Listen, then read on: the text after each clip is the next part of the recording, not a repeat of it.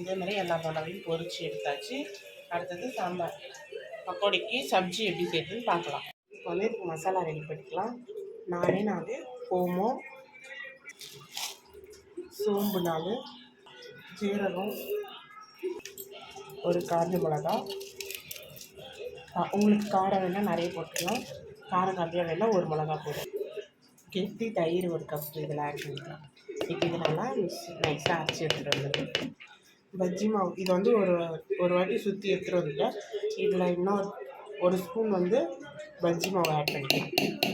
இப்போ வந்து நம்ம மசாலா போட்டால் தயிர் வந்து ரெடி ஆகிடுச்சு. இதோட வாசனையே செம்ம கமகமன்னு இருக்குது. அப்படியும் குடிக்கலாம். இது எண்ணெய் ஒரு 3 டேபிள் ஸ்பூன் எண்ணெய் விட்டுக்கலாம். எண்ணெய் காஞ்சதும் கடுகு, சீரகம், பெருங்காயம், கருவேப்பிலை, கஸ்தூரி மேத்தி. சும்மா 4 வாசனைக்காக 4 கருவேப்பிலை போட்ட மாதிரி அது இருக்கும்.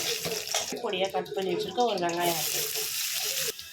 வெங்காயம் நல்லா வதங்கும்போது இதில் மசாலா ஆட் பண்ணிக்கலாம். ஜீரகத்தூள், தனியாத்தூள், கரம் மசாலா, மஞ்சள் தூள் அரைச்சி, காரத்துக்கு வந்து கொஞ்சமாக ரெட் சில்லி பவுடர் ஆட் பண்ணிக்கலாம். இதில் வந்து கொஞ்சமாக தண்ணி ஆட் பண்ணிக்கலாம்.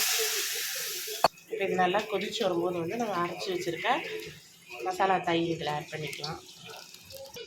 உப்பு தேவையான அளவு போட்டுக்கலாம். இப்போ இது நல்லா வந்து மீடியம் ஃப்ளேமில் வச்சு நல்லா கையில் இல்லாத கலந்துட்டே இருக்கணும். இல்லைனா வந்து தயிர் வந்து திரிஞ்சு வந்துடும். கொஞ்ச நேரம் இதை கலந்துக்கலாம் கொதி வர வரைக்கும். குழம்பு வந்து நல்லா கொதிச்சு வருது. இப்போ வந்து நம்ம போட்டு வச்சுருக்க பக்கோடா இதில் போட்டுக்கலாம். புட்டு கூட போடலாம், புட்டு போட்டுக்கலாம், அப்படின்னா முழுசாகவும் போடலாம்.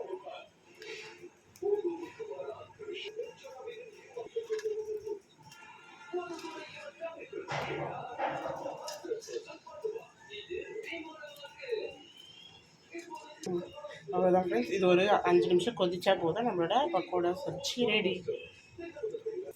இது வந்து ரைஸ், சப்பாத்தி எல்லாத்துக்குமே இது வந்து சூப்பராக இருக்கும். நீங்களும் வந்து இந்த உங்கள் வீட்டில் ட்ரை பண்ணி பார்த்துட்டு எப்படி வந்ததுன்னு கமெண்ட் பண்ணுங்கள். மறக்காமல் நம்ம சேனலை சப்ஸ்கிரைப் பண்ணுங்கள். பாய்.